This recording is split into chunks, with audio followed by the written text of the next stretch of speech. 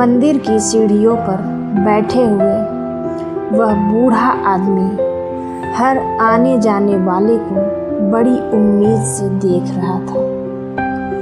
उसकी आंखों में एक अजीब सी चमक थी, जैसे किसी का इंतजार हो, कोई अपना जो शायद लौट कर भी कभी आए ही नहीं। सुबह का समय था, हल्की हल्की ठंडी हवा चल रही थी। मंदिर के बाहर चाय वाले की दुकान पर कुछ लोग हंसते बोलते खड़े थे,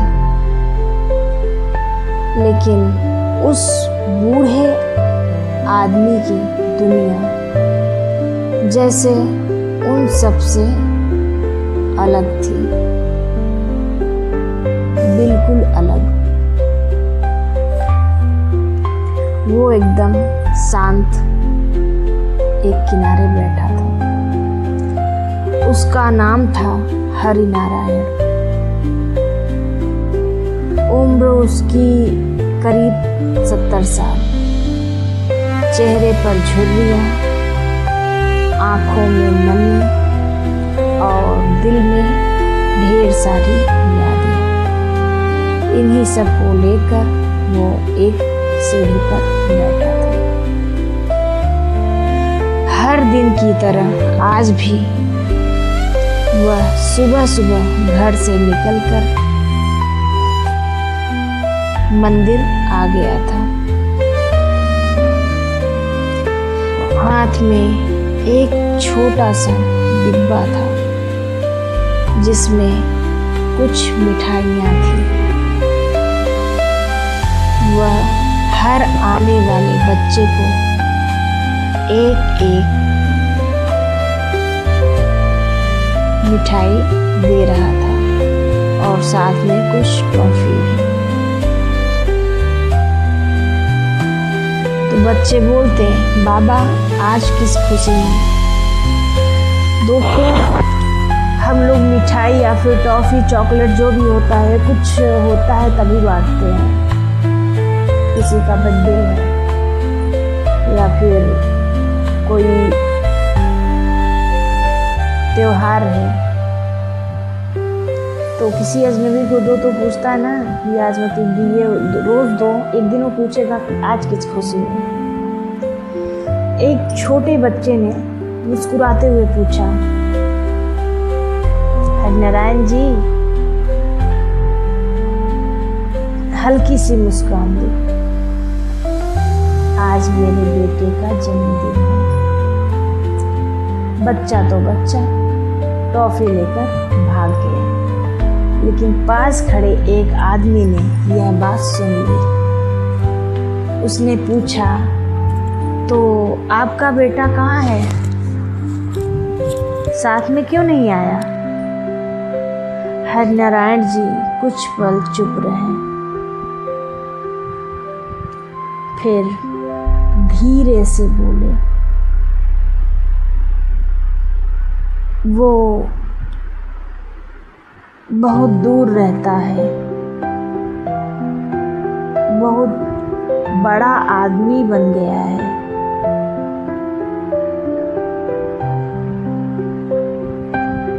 यह कहते कहते उनकी आवाज हल्की सी कांप गई। दरअसल उनका बेटा रोहित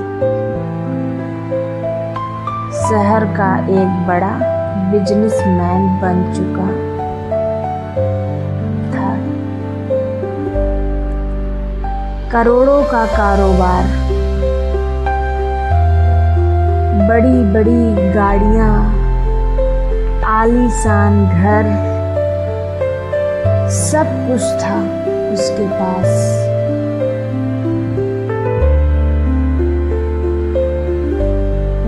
लेकिन उन सब में एक चीज की कमी थी, अपने बूढ़े माँ बाप के लिए समय नहीं दे पाता था उनको। कुछ साल पहले तक सब कुछ ठीक था। रोहित अपनी पत्नी और बच्चे के साथ इसी शहर में रहता था। हर त्योहार, हर खुशी साथ मनती थी, लेकिन धीरे धीरे सब बदलने लगा। रोहित की दुनिया बड़ी होती गई और उसके माता पिता उसमें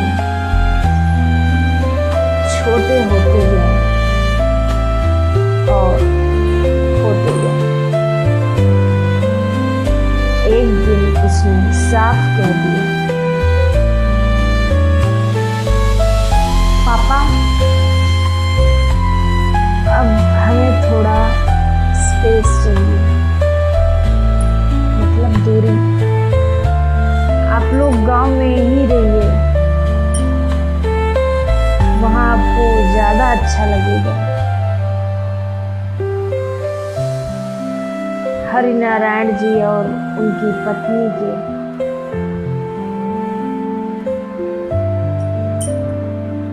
पास कोई जवाब नहीं था। उन्होंने कभी सोचा भी नहीं था कि जिस बेटे के लिए उन्होंने अपनी पूरी जिंदगी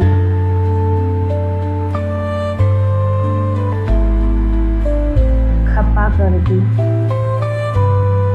वही उन्हें अपने जीवन से अलग कर देगा। हरिनारायण जी ने अपने समय में नौकरी करके जो कुछ भी बनाया था, अपने इकलौते बेटे के लिए, आज वही बेटा उनको उन्हीं की संपत्ति से हटकर गांव जाने के लिए कह रहा है। उस दिन के बाद से उन्होंने रोहित से कुछ मांगा नहीं,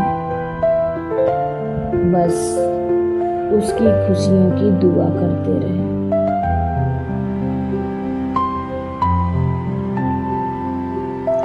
और 1 साल पहले उनकी पत्नी इस दुनिया को छोड़कर चली गई। अपने अंतिम समय में, यानी कि मरते वक्त, उन्होंने सिर्फ एक बात कही थी,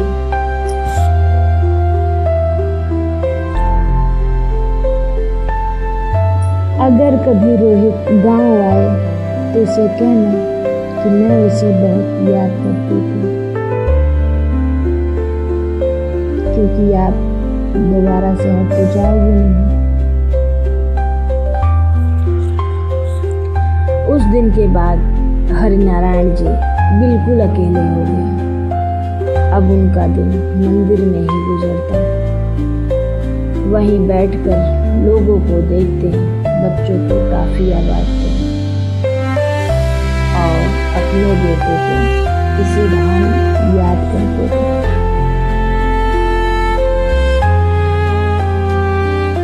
आज भी वह उसी उम्मीद में बैठे थे कि शायद आज रोहित का फोन आ जाए। इसी उम्मीद में वो बैठे थे, लेकिन फोन नहीं आया।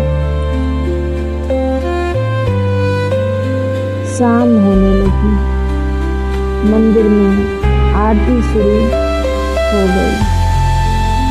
लोग आते जाते रहे।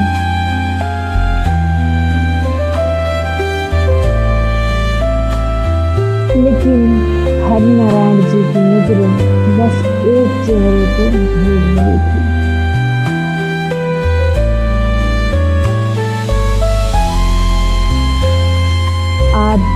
खत्म हो गई। भीड़ धीरे धीरे कम हो गई।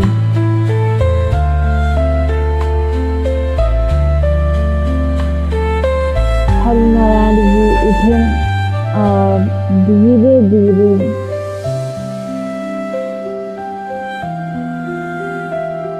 अपने घर की ओर चल पड़े। रास्ते में उन्होंने एक केक की दुकान देखी।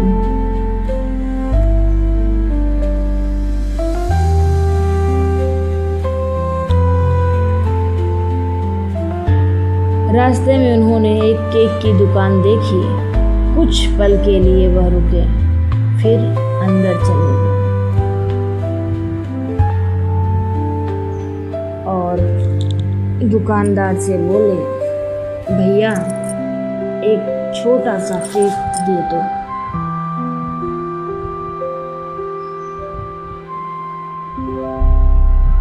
दुकानदार ने पूछा, किस नाम से? उसने नाम लिखना है, तो क्या नाम डालेंगे दादा उस?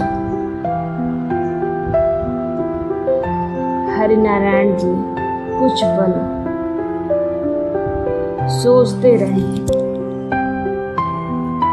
फिर बोले, रोहित।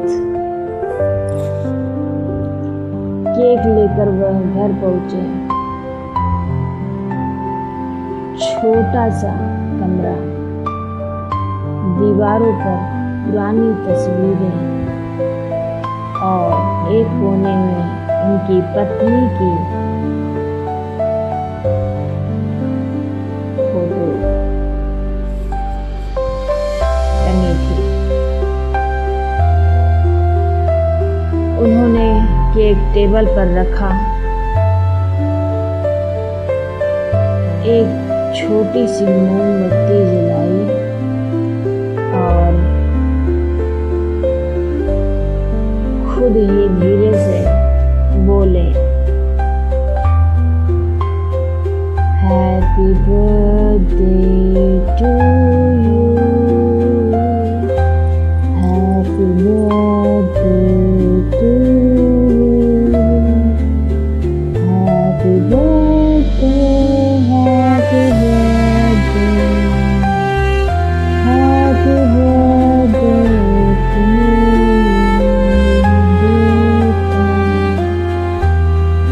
फिर कुछ सेकंड चुप रहे, जैसे किसी का इंतजार कर रहे हैं कि अब किसी का इंतजार।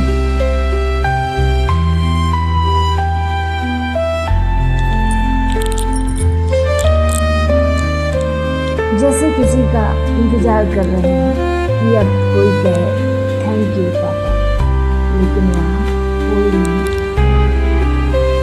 उनकी आंखों से आंसू बहने लगे। उन्होंने कांपते हाथों से केक काटा, एक टुकड़ा उठाकर अपनी पत्नी की तस्वीर के सामने रखा। देखो, आज भी हमने उसका जन्मदिन मनाया। हर जन्मदिन पर अपने बेटे की याद आती थी। इतना कहते ही उनकी आवाज बदला। अचानक दरवाजे पर दस्तक हुई।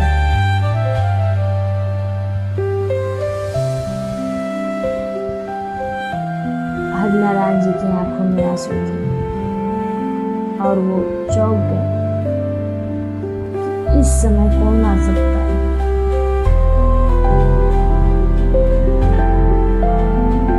चश्मा दूर टेबल पर रखा था और वो जस्ट दरवाजे के पास ही खड़े थे। धुंधली आंखों से उन्होंने धीरे से दरवाजा खोला। सामने एक आदमी खड़ा था, सूट बूट में, आंखों में पानी होने के कारण वो पहचान नहीं सके।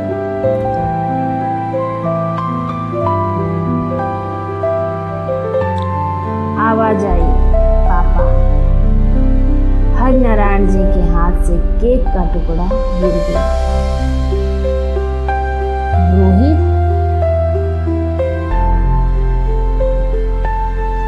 रोहित उनके पैरों में गिर पड़ा।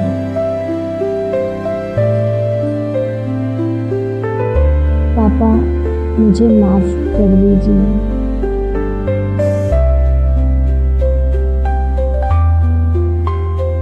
मैं बहुत बड़ा बन गया, लेकिन इंसान बनना भूल गया।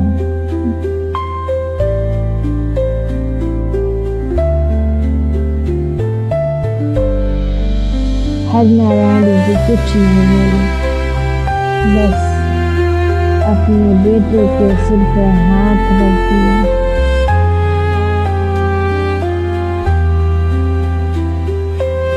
रोहित रोते हुए बोला, पापा,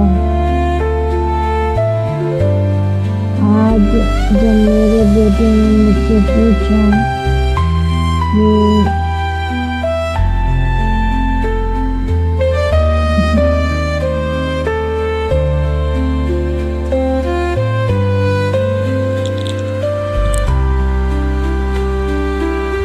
हरिनारायण जी कुछ नहीं बोले, बस अपने बेटे के सिर पर हाथ रख दिए। रोहित रोते हुए बोला, पापा, आज जब मेरे बेटे ने मुझसे पूछा कि दादाजी कहाँ हैं, तब मुझे एहसास हुआ कि मैंने अपने ही बेटे को क्या सिखाया है। मैं आपको लेने आना है पापा, अब आप अकेले नहीं रहेंगे।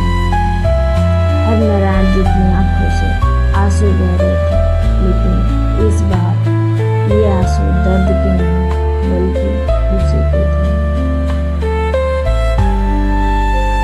उन्होंने अपने बेटे को गले से लगा लिया। उस छोटे से कमरे में आज बहुत बड़ा सुकून था, बहुत बड़ी खुशी थी, और शायद एक टूटा हुआ रिश्ता फिर से जुड़ चुका था। रोहित हैरान था, टेबल पे रखा केक देख।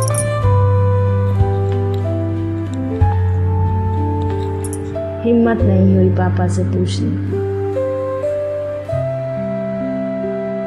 और वो सब समझ गए कि पापा जब से इधर आए हैं तब से वो उसका बर्थडे भूले नहीं हैं, हर साल मनाते आए हैं और आज भी मना रहे हैं। तो दोस्तों, कैसी लगी आपको